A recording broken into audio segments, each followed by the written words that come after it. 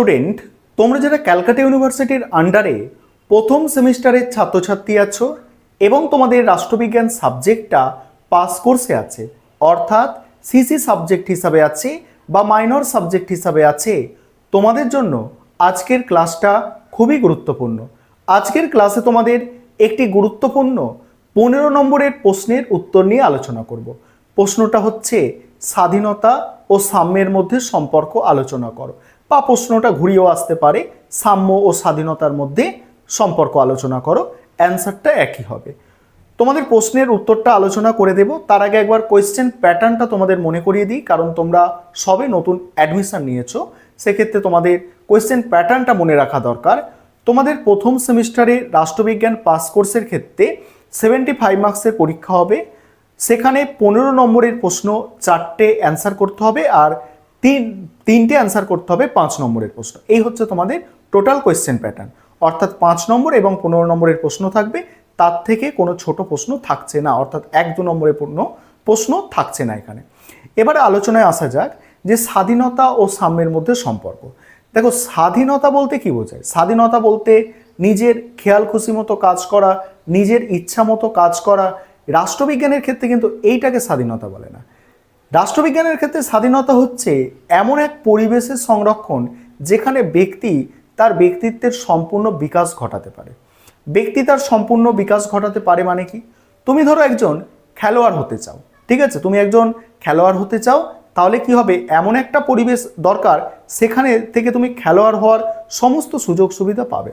অর্থাৎ তুমি খেলোয়াড় হতে চাও, তোমার যে ইচ্ছা, তোমার যে স্বাধীন চিন্তা, সেটা যাতে বিকশিত হতে পারে, সেটা যাতে ফুলফিল হতে পারে। এইভাবে তুমি ধরো একজন টিচার হতে চাও, তোমাকে কেউ বলবে না যে তুমি টিচার হও না, তুমি একজন ডক্টর হও। কেউ আবার একজন ডক্টর হতে চায়, সে ডক্টর হবে।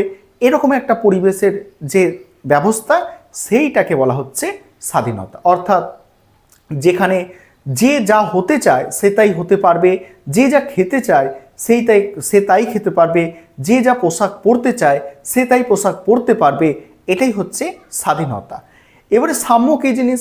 দেখো, ডাক্তার হতে গেলে তার কিছু সুযোগ সুবিধা থাকা দরকার, একজন টিচার হতে গেলে তার কিছু সুযোগ সুবিধা থাকা দরকার। যেমন একজন ডাক্তার হতে গেলে তাকে জয়েন্ট পরীক্ষা দিতে হবে, নিট পরীক্ষায় পাস করতে হবে, তবে সে ডাক্তার হতে পারবে। সেক্ষেত্রে কি হবে? নিট পরীক্ষায় বসার অধিকার থাকতে হবে, যে সকলেই যাতে নিট পরীক্ষায় বসতে পারে। এমন নয় যে তোমার টাকা পয়সা কম বলে তুমি নিট পরীক্ষায় বসতে পারবে না, একজনের টাকা পয়সা বেশি বলে সে নিট পরীক্ষায় বসতে পারবে, এরকম হলে চলবে না। এই যে ব্যাপারটা, সবাই বসতে পারবে, ঠিক আছে, এইটাকে বলা হচ্ছে সাম্য। যেমন তুমি টিচার হতে চাইছো, টিচার হতে গেলে তোমাকে স্কুলে ভর্তি হতে হবে, তারপর কলেজ, তারপর ইউনিভার্সিটি, অর্থাৎ হায়ার এডুকেশন তোমাকে নিতে হবে। সেই হায়ার এডুকেশনের ক্ষেত্রে সকলে যাতে অ্যাডমিশনের সুযোগ পায়, সকলে যাতে সমানভাবে পড়াশোনা করার সুযোগ পায়, তার ব্যবস্থা থাকতে হবে। এটাকে বলা হচ্ছে সাম্য। তাহলে স্বাধীনতার সাম্য জিনিসটা বুঝতে পারলে। এবারে আমাদের প্রশ্ন হচ্ছে এই স্বাধীনতা সাম্যের মধ্যে সম্পর্ক, অর্থাৎ কেউ কেউ বলছে স্বাধীনতা সাম্য ঘনিষ্ঠ সম্পর্ক, অর্থাৎ একটা না হলে আরেকটা হবে না, অর্থাৎ সাম্য না থাকলে স্বাধীনতা থাকবে না, সাম্য আছে বলেই স্বাধীনতা আছে, বা স্বাধীনতা আছে বলেই সাম্য আছে। আবার অনেকে বলছে সাম্য স্বাধীনতা পরস্পরের পরিপূরক নয়, একে অপরের বিরোধী। সেটা বুর্জোয়ারা বেশি বলছে, বুর্জোয়া তাত্ত্বিকরা সেই কথাটা বেশি বলছে। তারা বুর্জোয়ারা রাজনৈতিক ক্ষেত্রে সাম্য ঠিক আছে, কিন্তু অর্থনৈতিক ক্ষেত্রে সাম্যের কথা বলছে না। তাদেরও নিজস্ব যুক্তি আছে।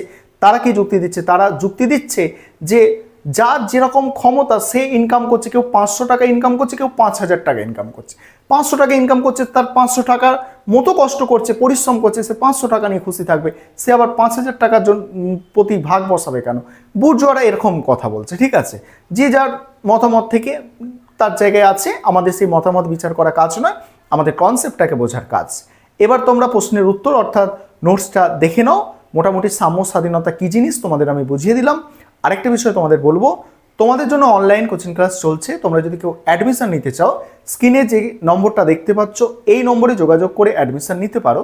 আমাদের সপ্তাহে 2 দিন করে রেকর্ডেড ক্লাস থাকে এবং সঙ্গে স্টাডি মেটেরিয়াল অর্থাৎ PDF নোটস দেওয়া হয়।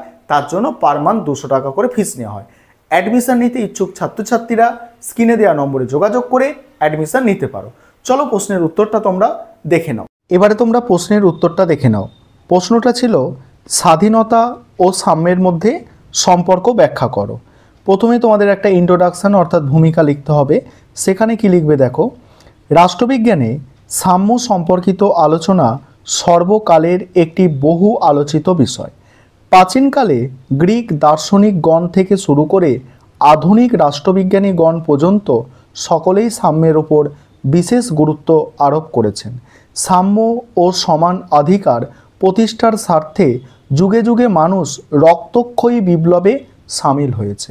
সাম্য স্বাধীনতার জন্য মানুষ আত্মত্যাগের নজির ইতিহাসে অসংখ্য।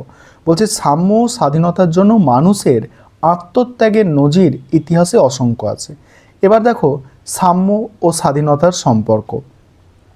সাম্য ও স্বাধীনতার সম্পর্ক আলোচনা করার পূর্বে স্বাধীনতা সম্বন্ধে আলোচনা করা দরকার। স্বাধীনতা বলতে আমরা এমন এক ধরনের সুযোগ সুবিধা বুঝি যে সুযোগ সুবিধার দ্বারা কোনো ব্যক্তি তার ব্যক্তিত্বের চরম বিকাশ সাধন করতে সক্ষম হয় এবং ব্যক্তি তার স্বাভাবিক বিকাশ সাধনে অন্যের দ্বারা বাধাগ্রস্ত হয় না। সাম্য ও স্বাধীনতার সম্পর্কের ক্ষেত্রে পরস্পর বিরোধী দুটি মতবাদের অস্তিত্ব আমরা দেখতে পাই। প্রথম মতবাদ অনুসারে সাম্য স্বাধীনতা পরস্পর বিরোধী, দ্বিতীয় মতবাদ অনুসারে স্বাধীনতা ও সাম্য পরস্পর সম্পূরক। দার্শনিকদের এই সকল বিশ্লেষণ থেকে বোঝা যায় যে সাম্য স্বাধীনতা পরস্পর বিরোধী নয়, পরস্পরের পরিপূরক। কাজেই সাম্য স্বাধীনতার মধ্যে অনেক মিল রয়েছে। নিচে সাম্য স্বাধীনতার সম্পর্ক দেখানো হলো। প্রথম পয়েন্ট হচ্ছে সাম্যই প্রকৃত স্বাধীনতার ভিত্তি। সাম্য হলো স্বাধীনতার ভিত্তি। মানবতাবাদ নিরবচ্ছিন্ন সম্প্রসারণ যদি স্বাধীনতা হয় তাহলে সাম্যভিত্তিক সমাজ ছাড়া এই স্বাধীনতা অসম্ভব। বাস্তব ও প্রকৃতিগত বিচারে উভয় ধারণাই আইনগত। সাম্য ছাড়া স্বাধীনতা কল্পনাহীন। পরের পয়েন্ট আছে, পরের পয়েন্টে কি বলা হচ্ছে দেখো, সাম্য ছাড়া স্বাধীনতা অকল্পনীয়। রুশো বলেন সাম্য ব্যতীত স্বাধীনতা অর্থহীন। অধ্যাপক ল্যাস্কি বলেন একটি রাষ্ট্রে যত সাম্য থাকবে সেই রাষ্ট্র তত স্বাধীনতা থাকবে। সাম্য ছাড়া এক শ্রেণী আরেক শ্রেণীকে শোষণ করবে, দুর্বলের ওপর অত্যাচার হবে। কাজেই সাম্য ছাড়া স্বাধীনতা অর্থহীন। পরের পয়েন্ট, সাম্য স্বাধীনতা গণতন্ত্রের ভিত্তি। সাম্য স্বাধীনতা উভয়ই গণতন্ত্রের ভিত্তি। জনগণের অধিকার প্রতিষ্ঠায় স্বাধীনতা যেমন প্রয়োজন, সাম্যেরও তেমনই প্রয়োজন। স্বাধীনতা যেমন নাগরিকদের মতামত প্রকাশে সাহায্য করে, সাম্যও তেমনই ধনী গরিবের ভেদাভেদ দূর করে। সুতরাং সাম্য ও স্বাধীনতা পরস্পর ঘনিষ্ঠ সম্পর্কযুক্ত।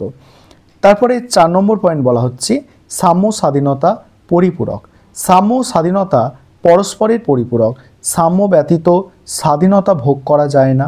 রাজনৈতিক, অর্থনৈতিক, সামাজিক স্বাধীনতা ব্যতীত সাম্যভিত্তিক সমাজ প্রতিষ্ঠা করা যায় না। আবার সাম্যের নিশ্চয়তা থাকলে কোনো প্রকার পরাধীনতা থাকে না। স্বাধীনতার অর্থ সাম্য আর সাম্যের অর্থ স্বাধীনতা, এরা পরস্পরের পরিপূরক ও ঘনিষ্ঠ। তারপরে সাম্য স্বাধীনতার পূর্ব শর্ত। মার্ক্সীয় মতবাদে অর্থনৈতিক সাম্যকে স্বাধীনতার পূর্ব শর্ত হিসাবে গণ্য করা হয় এবং এ তত্ত্ব অনুসারে সমাজতান্ত্রিক সমাজ ব্যবস্থায় প্রকৃত অর্থনৈতিক সাম্য প্রতিষ্ঠা হতে পারে। পরের পয়েন্ট, সাম্য স্বাধীনতা উন্নয়নের মূল উপাদান। সাম্য স্বাধীনতা ছাড়া কোনো জাতি, সমাজ ও রাষ্ট্র চলতে পারে না। আর সাম্য স্বাধীনতা না থাকলে কোনো সমাজ বা রাষ্ট্রের মধ্যে ঐক্য থাকে না, আর ঐক্য না থাকলে কোনো উন্নয়ন সম্ভব নয়। তাই সাম্য স্বাধীনতা উন্নয়নের মূল উপাদান বলা হয়। তারপরে পয়েন্ট, সাম্য ও স্বাধীনতা সমাজে শান্তি শৃঙ্খলা প্রদান করে। সাম্য ও স্বাধীনতা ছাড়া কোনো সমাজে শান্তি ও শৃঙ্খলা বিরাজ করা সম্ভব নয়। যে সমাজে সাম্য ও স্বাধীনতা বিদ্যমান নেই সেখানে শান্তি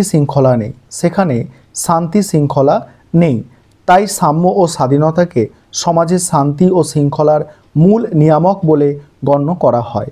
পরের পয়েন্ট, সাম্য ও স্বাধীনতা ছাড়া রাষ্ট্র অচল। সাম্য স্বাধীনতা না থাকলে রাষ্ট্র অচল হয়ে পড়ে। এর প্রমাণ আমরা যে কোনো দেশের সংকটময় মুহূর্তে দেখতে পাই। সাম্য ও স্বাধীনতা পরিপূর্ণ সমন্বয় না থাকার জন্য যেখানে রাষ্ট্র অচল হয়ে পড়ে। বলছে সেখানে রাষ্ট্র অচল হয়ে পড়ে, এ কথা নিশ্চিন্তে বলা যায়। তারপর দেখো, সাম্য স্বাধীনতা পরস্পর বিরোধী। অনেকে বলছে, দেখো বুর্জোয়াদের মতে অর্থনৈতিক ক্ষেত্রে ব্যক্তির স্বাধীনতার ওপর রাষ্ট্রের হস্তক্ষেপ করার অধিকার নেই। তারা সাম্য বলতে রাজনৈতিক সাম্যের কথা বলেছেন, অর্থাৎ রাজনৈতিক দৃষ্টিভঙ্গিতে সকলে সমান। কিন্তু স্বাধীনতার ক্ষেত্রে অর্থনৈতিক স্বাধীনতার কথা বলেছেন। এই স্বাধীনতার ক্ষেত্রে সাম্যনীতি প্রয়োগ করা উচিত নয়। সেদিক থেকে স্বাধীনতা সাম্যের সম্পর্ক নেই। মূল্যায়নে কি বলা হচ্ছে দেখো, পরিশেষে বলা যায় স্বাধীনতাকে বুঝতে হলে সাম্যকে বুঝতে হবে, আর সাম্যকে বুঝতে হলে স্বাধীনতা সম্পর্কে জানতে হবে। কাজেই সাম্য ও স্বাধীনতার মধ্যে যতই বিরোধ থাকুক না কেন, উভয়ের মধ্যে ঘনিষ্ঠ সম্পর্ক বিদ্যমান।